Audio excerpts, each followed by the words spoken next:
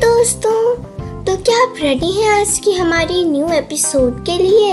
ये बहुत ही कूल और एक्साइटिंग है, इसलिए इस वीडियो को एंड तक देखिएगा। एंजॉय। ये देखो, कॉटन कैंडी क्लाउड्स जैसी लगती हैं। मुझे तो लगता है ये कैंडी नहीं ड्रीम पिलो है।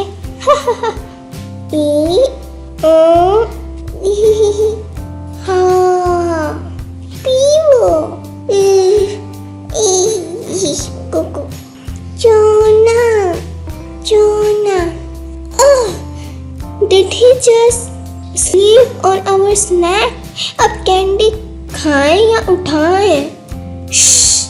इसे मत उठाओ, उसे दूसरी कैंडी दे दो। तो मैं भी सो जाऊं कॉटन कैंडी पे, और फिर मामा पिलो समझ के खा जाएंगी।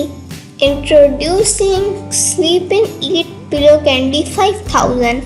वार्निंग, सोचो मत वरना बेबी कोको फिर से ले लेगी। बाय दोस्तों।